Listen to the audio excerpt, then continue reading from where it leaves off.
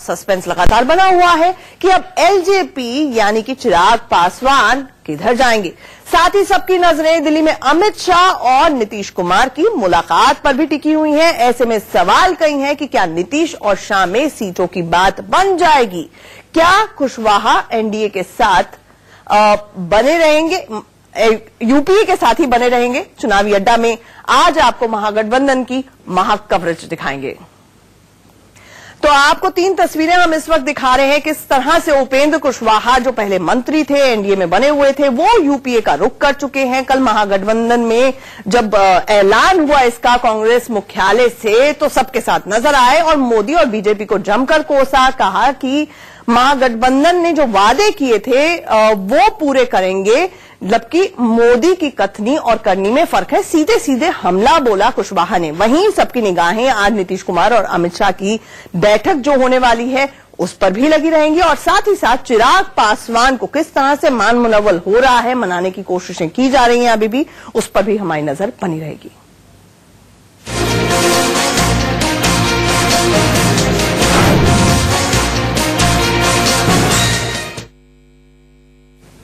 और इस वक्त की बड़ी खबर आपको बता दें कि बड़ी खबर आ रही है, ब्रेकिंग न्यूज है। बिहार के मुख्यमंत्री नीतीश कुमार पहुंच चुके हैं दिल्ली। नीतीश कुमार और अमित शाह की आज मीटिंग हो सकती है। बिहार में सीट बंटवारे के लिहाज से ये मीटिंग बहुत अहम है। आपको बता दें कि अंदर की सुगबुगाहट पिछले लंबे अरसे से यही आ रही थी कि बीजेपी और जेडीयू में बराबर का सीट का बंटवारा होगा, लेकिन इसको लेकर गुस्सा था एलजेपी में और साथ ही साथ आरएलएसपी में, जो कह रहे थे कि हमारी सीटों को लेकर स्थिति साफ नहीं है, ये बिग ब्रदरली एटीट्यूड है और हमें जितनी सम्मानजनक सीटें मिलनी चाहिए वो नहीं मिल रही हैं। अब इसे लेकर आरएलएसपी तो रुख कर चुकी है महागठबंधन का, जबकि दूसरी तरफ एलजेपी के चिराग पासवान ने साफ साफ न सिर्फ नोटबंदी को लेकर सवाल उठाया, न सिर्फ राम मंदिर के मुद्दे पर कहा कि ये एनडीए का मुद्दा नहीं है, ये एक पार्टी का मुद्दा हो सकता है, और साफ कर दिया, ये अल्टीमेटम दे दिया कि 31 दिसंबर तक सीट बंटवारे की जो स्थिति है वो बिल्कुल साफ होनी चाहिए। अब एलजेपी के सांसद रामचंद्र पासवान से इंडिया न्यूज ने बात की। रामचंद्र पासवान ने एलजेपी और एनडीए के बीच किसी भी तरह के मनमुटाव की खबरों को पूरी तरह से बेबुनियाद बताया। हमारे साथ एलजेपी सांसद रामचंद्र पासवान है। पासवान साहब, जो बैठक हुई अरुण जेटली के साथ, क्या हुआ थी? जो देखिए, बिल्कुल ये तो कोई नई बैठक नहीं है। जो खींचतान चल रही थी, जो कोई खींचतान नहीं था, न है न रहेगा। और जो क्या कहते हैं, जिनका जो मान लीजिए डिमांड है, तो सब लोग आपस में बैठ कर करके, लेकिन इतना बात तय है कि हम लोग बिल्कुल साथ हैं, साथ रहेंगे। जो सीटों का डिमांड था आपका? कोई सीट का डिमांड नहीं था, और जो भी डिमांड था वो सबको जो है ना, वो सबको सबके हित में जो अच्छा हुआ है होगा, वो सब लोगों के साथ में एक दूसरे में। कब तक अनाउंस होगा? कल परसों तक में हो जाएगा। अच्छा, एक आखिरी प्रश्न, चिराग ने जो पत्र लिखे थे नोटबंदी वो सब तो हम भी सांसद हैं। जहाँ देखेंगे कि किसी का अनहित हो रहा है तो हम हित की बात करेंगे। वो ये सब कोई खटास नहीं है, कोई खटास। साथ में रहेंगे? बिल्कुल है, बिल्कुल रहेंगे। कैमरामैन संजीत के साथ राकेश कुमार सिंह, इंडिया न्यूज, दिल्ली। महागठबंधन और एनडीए गठबंधन में जिस तरह से खींचतान चल रही है, उस पर हमारे संवाददाता ने आरजेडी नेता मनोज झा से भी बात की। सुनिए क्या कुछ कहना था उनका। राष्ट्रीय लोक समता पार्टी महागठबंधन में शामिल हो गई है, तो दूसरी तरफ एनडीए गठबंधन में खींचतान जारी। हमारे साथ बातचीत करने के लिए राजद सांसद मनोज झा साहब हैं। झा साहब, किस तरह से देखते हैं? देखिए, सीधे तौर पर मैं देख रहा हूं, हिंदुस्तान में उस राजनीति की वापसी हो रही है जिसको 4.5 साल में बिसरा दिया गया था। आप खुद ही देख रहे हैं, मीडिया के साथी लोगों, एक हनुमान जी की जाति बता रहा है, दूसरा उनका धर्म बता रहा है। जिस मुल्क के विमर्श में किसान गायब हो जाए, हनुमान जी की जाति और धर्म आ जाए, जिस मुल्क के विमर्श में क्रोनी पूंजीवाद हावी रहे, उसके सरोकार हावी रहे, और संगठित क्षेत्र और लहलुहान अर्थव्यवस्था की बात न हो, जाहिर तौर पर वैसे में राजनीति में वक्त है अब बदलाव का। इसलिए आरएलएसपी के आने को आप उसी संकेत के रूप में देखिए कि हम भारत के लोग संविधान की प्रस्तावना की पहली पंक्ति और मकबूल हो रही है, मुकम्मल हो रही है। नीतीश कुमार आज दिल्ली पहुंच रहे हैं। ये उनके और अमित शाह जी के बीच का मामला है। उस पर अमित शाह जी टिप्पणी करें या नीतीश जी के लोग टिप्पणी करें, हमारी ओर से कोई टिप्पणी नहीं। लोक जनशक्ति पार्टी का जिस तरह से जो बातें कही है लोक जनशक्ति पार्टी ने, क्या अगर उधर से महागठबंधन की ओर आते हैं तो देखिए, महागठबंधन की ओर आए ना आए, उन्होंने प्रश्न तो काफी खड़े किए हैं ना। डीमोनेटाइजेशन, जिसको हमारे भूतपूर्व प्रधानमंत्री ने संगठित लूट कहा, उस संगठित लूट के बारे में चिराग जी सवाल पूछ रहे हैं ना। वो तो कह रहे हैं कि मुझको अपने इलेक्टोरेट को बताना है क्या फायदा हुआ। प्रधानमंत्री जी 8 बजे शाम को सारे टेलीविजन चैनल पे आए थे, कुछ उद्देश्य बताए थे। वो क्या उद्देश्य थे? जब अगली सरकार आएगी तो श्वेत पत्र इस पर लाएगी और एक कमीशन बैठेगा कि किसको पहले से खबर करके फायदा पहुंचाने की कोशिश की गई थी। अगर लोक जनशक्ति पार्टी आती है तो देखिए, लोक जनशक्ति पार्टी को यह तय करना होगा कि मनुवादी संकीर्ण राजनीति के पक्ष में बहुत दिन रहे। अगर वो आते हैं जन भावनाओं को देखते हुए, तो जाहिर तौर पर ये चादर छोटी नहीं है। कैमरामैन संजीत के साथ राकेश कुमार सिंह, इंडिया न्यूज, दिल्ली। और हमारे साथ हमारे सहयोगी राकेश कुमार सिंह इस वक्त सीधे जुड़ रहे हैं। राकेश, अभी क्या ताजा अपडेट है? कुछ देर पहले ये खबर आई थी कि नीतीश कुमार दिल्ली पहुंच चुके हैं। कितने बजे होगी मीटिंग? देखिए, नीतीश कुमार के आने के बाद जिस तरह से एनडीए गठबंधन में जो खींचतान चल रही है, उसका पटाक्षेप होने की संभावना है, क्योंकि जिस तरह से बीजेपी के राष्ट्रीय अध्यक्ष अमित शाह के साथ जो लोक जनशक्ति पार्टी के नेता और केंद्र में मंत्री रामविलास पासवान और उनके पुत्र चिराग पासवान की मुलाकात हुई थी, और उसके बाद आज जो है बैठक का दौर चला है और 2 बार बैठक का दौर चला है। पहली बार बैठक में जहां रामविलास पासवान और चिराग पासवान अरुण जेटली के साथ संसद भवन में उनके कमरे में बैठक हुई, उसके बाद फिर चिराग को बुलाया गया और उसके बाद बातचीत हुई है। तो कहीं न कहीं सूत्र बता रहे हैं कि इसको अंतिम रूप दिया जा रहा है। जहां तक बात है कि घोषणा की बात, तो 1-2 दिनों में होने की संभावना है, लेकिन जो महत्वपूर्ण बात यह है कि नीतीश कुमार के आने के बाद उनकी मुलाकात बीजेपी के राष्ट्रीय अध्यक्ष अमित शाह से होगी और उसके बाद रूपरेखा तय हो जाएगी। आप हमारे साथ बने रहिए राकेश। महागठबंधन को लेकर इंडिया न्यूज ने जेडीयू के पूर्व नेता शरद यादव से भी बातचीत की। क्या कुछ कहना था उनका, सुनिए। सर, जो कुशवाहा जी हैं वो भी अब महागठबंधन का हिस्सा हो गए हैं। सीटों को लेकर क्या कुछ चर्चा हुई? किस तरीके से रूपरेखा रहेगी पूरे महागठबंधन? अभी सीटों पे कोई चर्चा नहीं है। हमारी नहीं, किसी देश में किसी पार्टी के आपस में सीट की चर्चा ही चर्चा है, और अखबारों में एक तरह का अपने अपने तरीके छप रहा है। किसी पार्टी का कहीं, ना हमारा ना उनका, किसी का भी कहाँ क्या छुआ है। सर, अभी हम बात कर रहे हैं तो अभी भी एक मुलाकात चल रही है अरुण जेटली की और चिराग पासवान की। एलजेपी को लेकर बहुत सारी बातें आ रही हैं। क्या दरवाजे खुले हैं उनके लिए, अगर वो इस तरफ आना चाहें? वो वहां दरवाजे बंद है तो उस पर क्या कहना? जो दरवाजे में बंद होकर कमरे में बात कर रहे हैं तो उन पर हम क्या करेंगे? हमें क्या कहना? तारीफ भी करी, उनका आंतरिक मामला है। तारीफ भी करी राहुल गांधी की, आपकी, और एक तरीके से लग रहा है कि टिल्ट हो रहे हैं वो महागठबंधन की तरफ। तो अगर वो आते हैं या फॉर्मली आपको अप्रोच करते हैं तो आप कंसिडर करेंगे उनको? ये तो काल्पनिक सवाल है ना। अभी तो वो भीतर है, उनके एनडीए में है। उन्होंने कहा काफी सारी जो पॉलिसीज है मोदी गवर्नमेंट की, उनसे लोगों में नाराजगी है।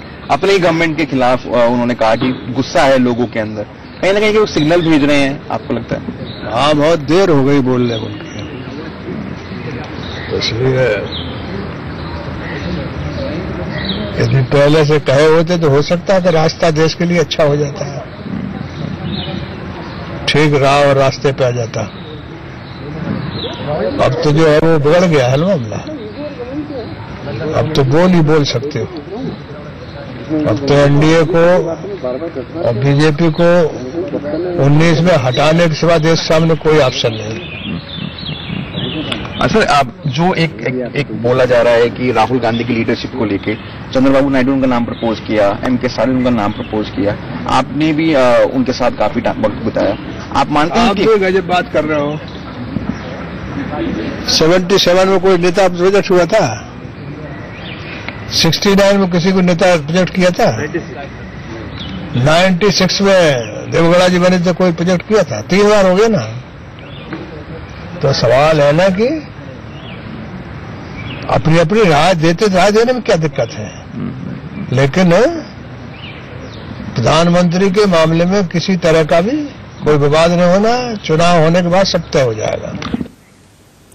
तो 31 दिसंबर का चिराग पासवान ने अल्टीमेटम दिया है। ऐसे में सबकी निगाहें अमित शाह और नीतीश कुमार की बैठक पर रहेंगी। हमारे साथ हमारे सहयोगी राकेश कुमार सिंह जुड़े हुए हैं लगातार। राकेश, जिस तरह से चाहे वो शरद यादव हो या महागठबंधन के दूसरे नेता हो, all the doors are not close.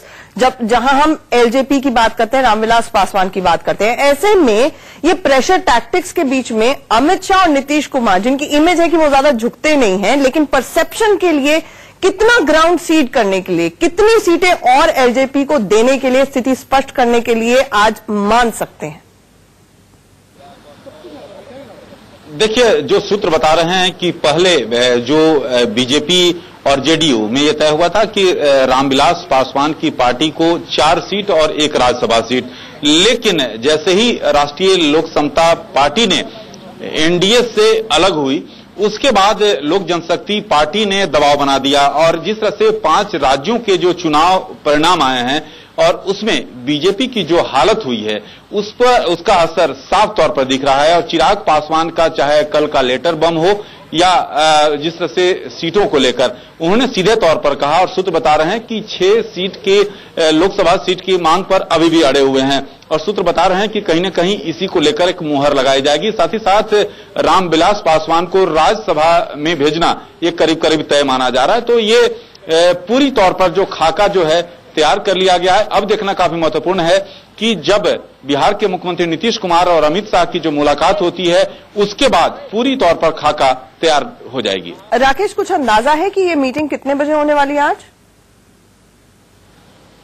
देखिए, अभी तक जो सूत्र बता रहे हैं कि जैसे ही नीतीश कुमार अपने जो जेडीयू के नेताओं के साथ बैठक करेंगे और उसके बाद ये तय किया जाएगा कि आज देर शाम मुलाकात हो या कल सुबह, ये देखना काफी महत्वपूर्ण है।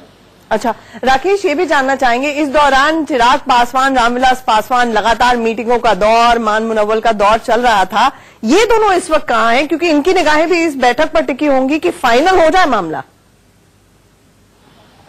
देखिए, चिराग जब अरुण जेटली से दोबारा मिलने संसद भवन पहुंचे थे तो उन्होंने कहा कि उन्हें मुंबई जाना है, सपरिवार जाना है, तो वे संभवतः मुंबई के लिए रवाना हो चुके हैं। और लेकिन जो रूपरेखा है, आखिरकार उन्होंने जो सीटों का जो पूरी तस्वीर है वो बीजेपी के सामने रख दिया है और साफ तौर पे कहा है कि इससे कम वो मानेंगे नहीं। तो ऐसी स्थिति में तय करना अब जो है बीजेपी के पाले में गेंद है और बीजेपी को तय करना है। बीजेपी और जब जेडीयू के वरिष्ठ नेता और बिहार के मुख्यमंत्री नीतीश कुमार और अमित शाह के बीच जो बैठक होगी उसके बाद अंतिम रूप दे दिया जाएगा। क्योंकि आपकी राकेश सुबह से ही संसद में भी नजरें टिकी हुई थी और महागठबंधन के बहुत सारे नेता, खासतौर से बिहार में जिनकी रूट्स हैं, वो आपसे मिले होंगे। रंजीत रंजन तो कल ही कह रही थी कि मौसम को भांप लेते हैं रामविलास पासवान और उनको महागठबंधन का रुख कर लेना चाहिए। तो लगातार जो डोरे डाले जा रहे थे महागठबंधन की तरफ से एलजेपी पर, तो उनकी क्या प्रतिक्रियाएं आज आई हैं? क्योंकि राजनीति में टाइम इज मनी, ऐसे में जितनी देर होगी अमित शाह, नीतीश कुमार, एनडीए के फैसले की, उतना ही नुकसान भी इन अ वे एलजेपी को होगा। इसलिए जल्दी फैसला लेना दोनों के लिए बहुत जरूरी है। देखिए, जैसा कि जो रामविलास पासवान के जो विपक्षी हैं वो सीधे तौर पर मानते हैं कि रामविलास पासवान जो है मौसम विज्ञानी हैं और ये सीधे तौर पर जानते हैं कि हवा किस तरफ रुख अख्तियार कर रहा है और उसी तरफ वो अपना पाला बदल लेते हैं। लेकिन कहीं ना कहीं जिस तरह से कहा जाए कि 5 राज्यों के जो चुनाव परिणाम आए हैं और खासकर 3 जो हिंदी राज्यों के जो परिणाम आए हैं और कांग्रेस के पक्ष में गए हैं, कहीं न कहीं उसको लेकर और राष्ट्रीय लोक समता पार्टी का जो यहां से एनडीए से हटना, कहीं न कहीं एलजेपी ने पूरी तौर पर बीजेपी पर दबाव बनाया और दबाव का असर आप देखिए कि भूपेंद्र यादव रामविलास पासवान और चिराग पासवान से मिलने उनके घर जाते हैं और उसके 1 घंटा बाद ही भूपेंद्र यादव दोनों नेताओं को लेकर अमित शाह से मुलाकात कराते हैं। तो इसका असर साफ तौर पर देखा जा सकता है। ये जरूर है कि कांग्रेस जहां जिस तरह से कल मौसम विज्ञानी कर रही थी रामविलास पासवान को, तो सीधे तौर पर आज जहां तक कांग्रेस का रुख है या आरजेडी का रुख है, सीधे तौर पर यह कहना है कि कहीं न कहीं रामविलास पासवान दोनों तरफ जो है मोल तोल कर रहे हैं, कहीं न कहीं बीजेपी के साथ मोल जोल में लगे हुए हैं। बिल्कुल, हमारे साथ जुड़ने के लिए राकेश, इस तमाम अपडेट के लिए आपका बहुत बहुत शुक्रिया। बहरहाल आगे बढ़ते हैं। राजस्थान में सरकार कांग्रेस की सरकार बनने के बाद अब चर्चा टीम गहलोत की हो रही है। अशोक गहलोत के कैबिनेट में कौन से मंत्री शामिल होंगे, इसके लिए जयपुर से लेकर दिल्ली तक बैठकों का दौर चल रहा है। मैं अशोक गहलोत की शपथ लेता हूँ। मैं बातचीत करूंगा, शपथ लेता हूँ। मैं बातचीत करूंगा, ऐलान करूंगा अपने अध्यक्ष अथवा अध्यापक रूप से संशोधित शपथ नहीं करूंगा। राजस्थान में अशोक गहलोत और सचिन पायलट के शपथ ग्रहण के बाद अब कैबिनेट में शामिल होने वाले चेहरों की चर्चा जोरों पर है। राजस्थान में संभावनाओं और कयासों का दौर चल रहा है और सरकार के मंत्री बनने के दावेदार कई उम्मीदवार भी सामने आ रहे हैं। जयपुर से दिल्ली तक लगातार आला कमान की बैठकें जारी हैं। इन बैठकों में टीम अशोक गहलोत चुनी जा रही है। गहलोत के सीएम और पायलट के डिप्टी सीएम बनने के बाद अब मंत्री परिषद के चेहरों का चयन भी दोनों की सहमति से ही होगा। जो हमेशा परंपरा रही है कि हमारे राष्ट्रीय नेतृत्व से बात करके कांग्रेस प्रेसिडेंट से बात भी करेंगे और उसके बाद में फिर निर्णय होगा। अशोक गहलोत का भी मानना है कि मंत्रिमंडल में तालमेल बिठाना किसी चुनौती से कम नहीं होगा। सरकार के गठन के बाद मंत्रिमंडल में शामिल होने के लिए दावेदारों की लिस्ट लंबी है। राजस्थान में 200 विधानसभा सीटें हैं। ऐसे में मुख्यमंत्री और उप मुख्यमंत्री समेत 30 लोग कैबिनेट में शामिल हो सकते हैं। अब एक नजर उन चेहरों पर डालते हैं जिन्हें गहलोत कैबिनेट में जगह मिल सकती है। CP Joshi high profile seat Nathdwara से विधायक हैं, 4 बार विधायक रह चुके हैं। बीडी कल्ला बीकानेर पश्चिम सीट से विधायक हैं, पार्टी में पकड़ मजबूत है। रघु शर्मा केकड़ी सीट से विधायक हैं, सबसे ज्यादा मार्जिन से चुनाव जीते हैं, युवाओं में लोकप्रिय हैं।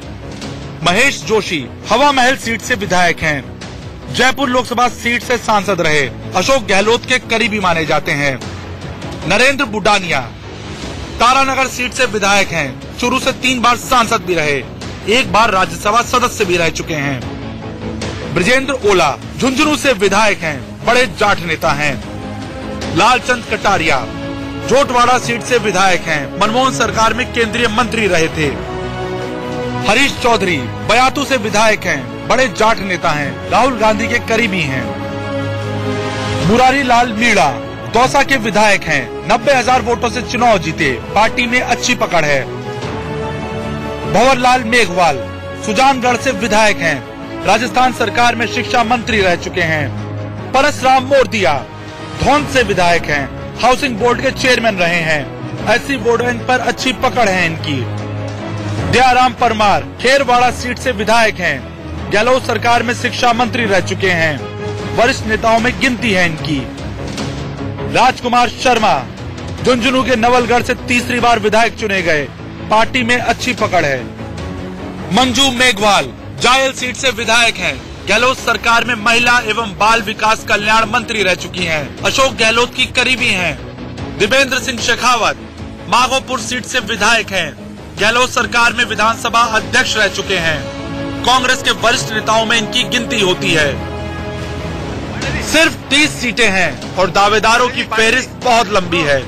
इसके अलावा कांग्रेस लोकसभा चुनाव को ध्यान में रखकर कैबिनेट के चेहरे तय करेगी, क्योंकि चयन बेशक मंत्रियों का है, लेकिन नजर 2019 के लोकसभा चुनाव पर होगी। जयपुर से इंडिया न्यूज के लिए मनोज शर्मा की रिपोर्ट। देखिए, अभी राहुल गांधी से कोई फॉर्मल मुलाकात नहीं हुई है। राहुल गांधी छुट्टियों पर गए हुए थे। मुझे लगता है आज देर शाम या देर रात तक ही मुलाकात होगी, लेकिन हाँ, अविनाश पांडे जो जनरल सेक्रेटरी इंचार्ज थे, उनसे मुलाकात सचिन पायलट और अशोक गहलोत की हो चुकी है।